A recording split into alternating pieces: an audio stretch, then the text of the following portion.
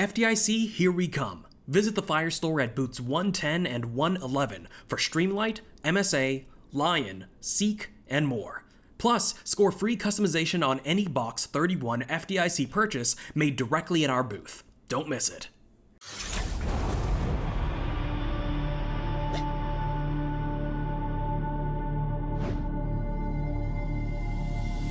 Hi, Chris Mc Loone here with Fire Apparatus and Emergency Equipment. Welcome to this episode of our podcast. It's basically a post-FDIC issue episode of our podcast. And, basically, what can you say? Great show. 38,000 came to train and came to witness some opening ceremonies that were very moving. Please check out our YouTube channel, the FDIC International YouTube channel. For all the entire opening ceremony.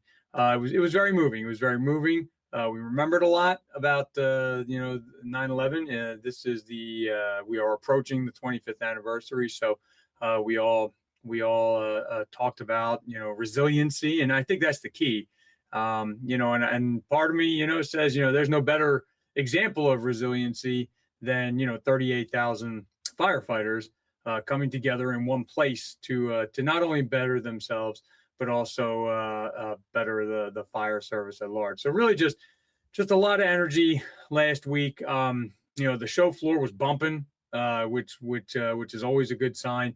That means that folks are coming along and they're getting ready to start making some expenditures on equipment. So really, great week of camaraderie, training, and I guess in some ways shopping. But speaking of shopping, there were a couple of things that I was very interested in on the show floor this year. And these are like at the top of the list. It doesn't mean that these are the only two things, but these are two of the things that I thought were most important, given that we're in April, the end of April, 2026. And we have some changes coming in 2027, and that is the engines. And I know that we just did a podcast on engines a few weeks ago with Ricky Riley. We've talked to FEMA about it. We talked to FEMA. We talked to Cummins at the show. And by the way, if you're looking to find out what some things that were being introduced at the show, a little bit more information on some things you might have been interested in, again, go to that FDIC International YouTube page. We did probably, I know I myself did 15 of them. There were probably about 18 in all. Short 15-minute, not every one of them was 15 minutes, but 15, we'll just call them 15-minute podcasts that where we talked about what was coming up at the show, what was available at the show, some of the different programs that are out there. There were we talked about light bars, we talked about modular apparatus, we talked about, documentation programs. So, take a look at them. They give you a pretty good idea of it's kind of a capsulization, I guess, in a way of a lot of the overarching, themes of the show. But getting back to the engines, Pierce did have a rig there that had a 2027 compliant Cummins engine in it. Their approach was to, if you look at it, Ricky Riley did a video on it. If you look at it, the changes that we're going to be seeing, you need a second alternator, and there are now two cans for the after treatment system.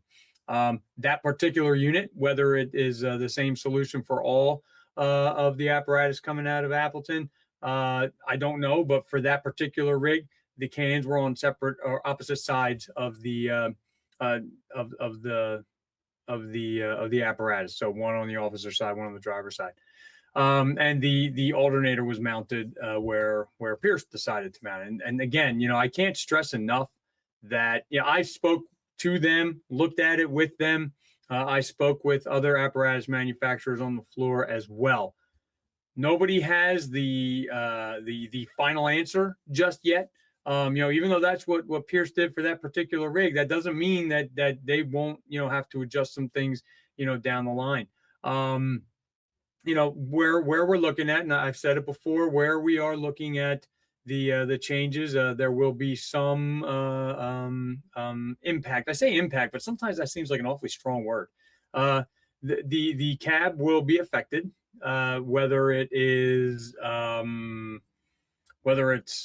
the height of the doghouse, whether it is the width of the doghouse. Everybody's going. It's all going to depend on where those components go, and every manufacturer is going to handle it differently.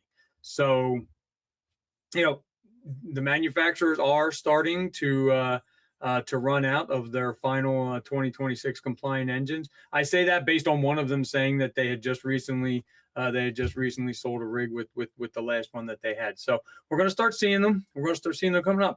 What one thing I was interested in seeing were some rigs coming out that are compliant with NFPA 1900.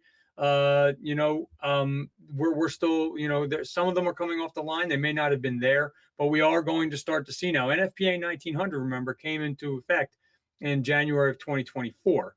If you ordered a rig that day, you were probably still looking at a 2 to 3 year build time. So just remember, it's going to be a little bit before we start to see those particular rigs coming off the line. We also learned about some facility expansions, and so like there are steps being taken to try to work on reducing everything and getting things back. As we saw in a podcast I did a couple of weeks ago for the FAMA Forum, that was back in March. So you'd need to go back a little bit. You can find that at fireapparatus.com/FAMA. We know that we know that things are starting to normalize. And I'm reticent to quote, if I have it right, it was deliveries.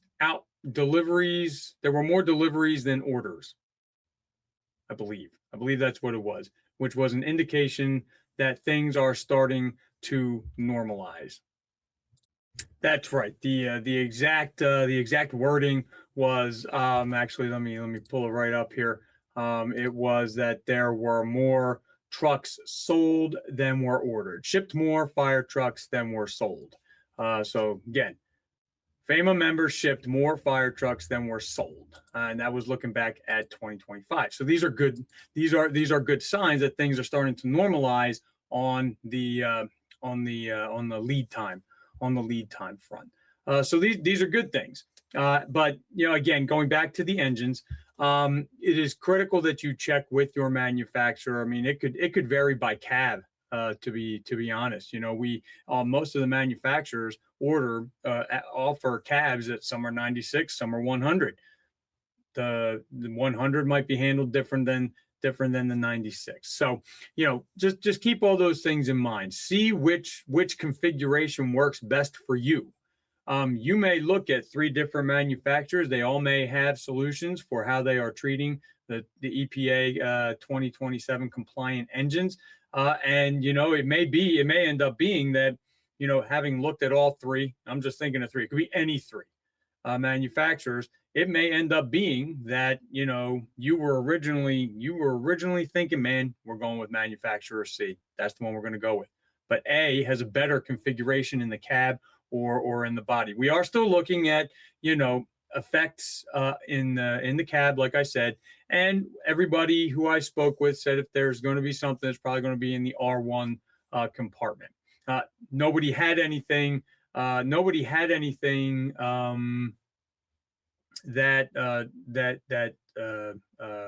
exemplified that. So we're gonna have to see. The Pierce rig in question did not have an impact on the on that R1 compartment. So so progress is being made. We're in April. I'm sure in the months to come, we're going to have a better idea of it, but there's still a lot of R&D going into this as we speak. Now, the other thing I really was kind of looking at for the show was I wanted to see just, what those examples of the stock rigs. And the manufacturers did not disappoint at all. There were a lot of rigs there that were sold, that were in service. They didn't, they didn't have demo lettering on them. They were sold. They were lettered for the fire company they were going to, and the pervading theme there was 80-20. they take a look, no matter which manufacturer it is, and they all have different programs. So don't get me wrong here.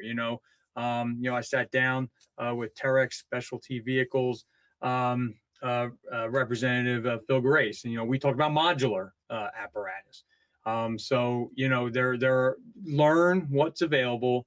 Phil and I talked about one of the fire departments out in California that we actually spoke to in a podcast not too long ago, that bought about 10 stock rigs, and they were using them to bridge the gap. So again, just because something is there that is available to you does not necessarily mean that everybody has to go with it. Again, Phil reiterated, I believe what it was Larry Daniels said last year, nobody is going to stop building custom apparatus. They will always build custom apparatus. But, there are ways that they are trying to get apparatus to fire departments quicker. And this is one way. This is one way to do it. You could conceivably, build a custom rig that doesn't have, the intricacies that you normally would have on a rig that your fire department purchases. So again, just because it's available doesn't mean you have to use it. No one is saying that this is the way to go, but I definitely think that it is worth considering, especially if you're in a spot right now where, if this rig meets 80% of my operational requirements, then if you can say that works for you, then go to town. Hey, so I just recently I was able to take a look at a U.S. fire rig while I was there, just off the top of my head here, because I spoke with Chris. He did a podcast with me while we were there, Chris Ferreira, and I did get a chance to see it. It was industrial rigs built on custom chassis with rear mounted pumps, but you can control the pump from the rear, or it had a really, really nice setup inside the cab on an industrial rig to operate the pump from inside the cab. And one thing I thought was great was there was a seat. It was a very nice little seat, so you don't have to stand up the whole time doing it. That was really cool. But there was, I believe it was 5,500 GPM pump mounted on this thing, and it was very impressive. And we will be seeing more of that in an upcoming issue. So stand by for that. I at the show too, one of the other things that really stuck out to me, and again, this is you can go back to some of these podcasts that we did there, were just how technology is keeping up with our needs, just how technology is helping us to do things more efficiently. And that was very true on the reporting side. Now, there's a lot of there were a couple different ways, that people were doing this. There were two different systems at the show that you can place on rigs to really collect data from those rigs. And we talked about it a little bit in our editorial wrap up. Times are difficult a little bit. Let's say times are interesting right now, as we've been saying for a few years about apparatus purchasing. And what will always be of help, of critical value to us when we go to our authorities having jurisdiction to request the funds for these vehicles, is to have the data available that proves that they are needed. And this is there are a lot of different ways, there are a lot of different programs out there. You're going to need to do your own research on that, but there are a lot of things out there that provide us with that data. Now there is also now on the incident reporting side, and training, documentation, etc. We're seeing AI being able to be used. Things that we use today, and it was funny.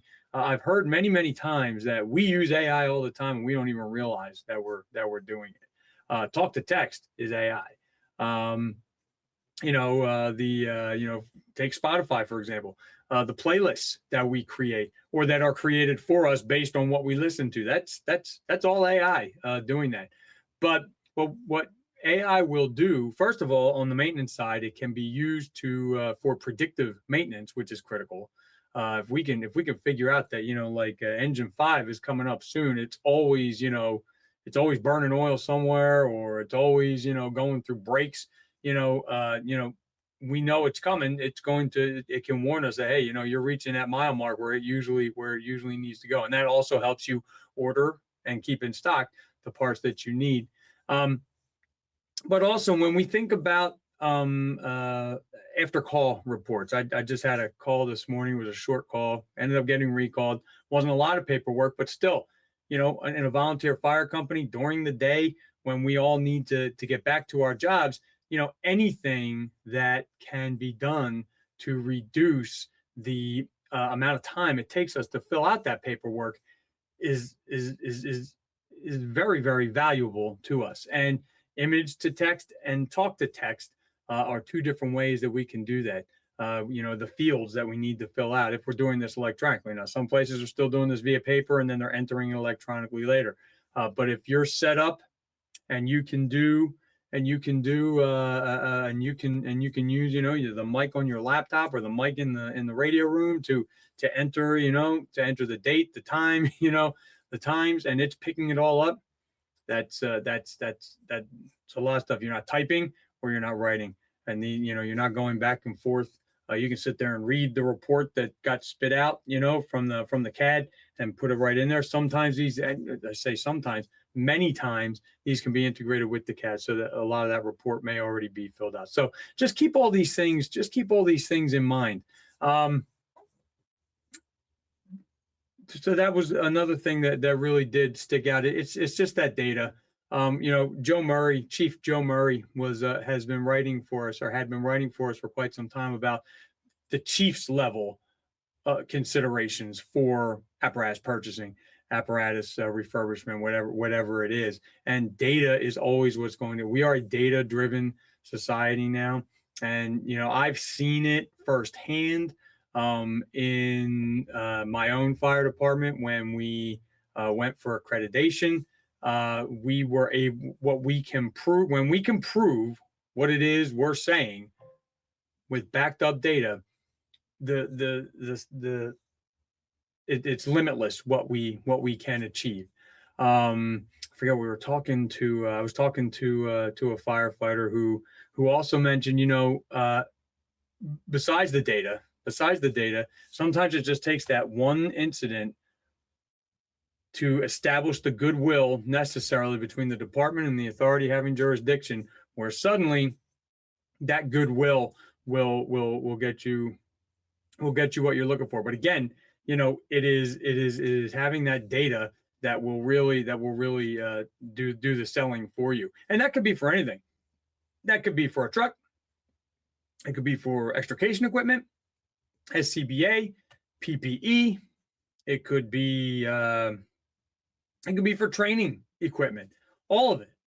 If you can prove that you need it, if you can prove that that there is the need, and you can go back and you can say, this one needs to be replaced. Normally we have a 10-year replacement program, but this one has been beaten up in the 8 years we've had it. It needs to be replaced now. It needs to go into reserve. If you can prove that, you can usually get the funds that you're looking for. So, those were the things that stuck out to me. Obviously, like I said, it started solemnly but positively, as we talked about firefighter resilience and fire service resilience in the face of September 11th, 2001, which it is hard to believe that it was 25 years ago already, and that there are kids joining the fire company now, 18, 19 years old, who have been taught about it, but we're not alive when it occurred. So it's critical, especially when you've got 38,000 together to do it right, which I believe we did. And again, you can go back and look at our YouTube channel for all of that information. There were a lot of other podcasts that we did as well during the week, fire engineering podcasts. But there again, definitely go back, check out the 10 to 15 minute ones. Won't take a lot out of your day, but it'll give you a pretty good idea some of the things that we were talking about at the show as it was happening. It was packed. It was more packed than I have ever seen it before. I had a lot more trouble navigating the aisles this year because they were clogged, which is great. People are coming. People are starting to look around to buy. A lot of loose equipment, not loose equipment. A lot of fire apparatus components were there. Wheeling, check them out. They talked about the Freedom 5 light bar that just came out. We did a podcast on that as well, and there were enhancements across the board for everything. But if I were to boil this one down, with the 2027 engines, we are still at a point where the finalized solutions have not been completed yet for those engines, but we are getting closer. They're all working diligently. There's a lot of R&D being done, a lot of engineering being done. The cab will see some, depending on how the engine is packaged. The engine comes to you, to the fire truck manufacturer, and then the fire truck manufacturer figures out how to package all these other components that are necessary. So it will be done differently by just about all of them, and make sure that you are checking with multiple to make sure that you get the right solution, that is the right solution for your fire department. So that was a quick one. We've got Andy Sacadato and Bill Adkins coming up soon. They're going to talk about what they saw at FDIC when it comes to moving water. If you check out our YouTube channel, you will see one by Andy Fredericks. Bill checked out the Freedom Light Bar. Andy checked out a quad, a true quad. It was outside. It was outside, and he did a little video on that. So take a look.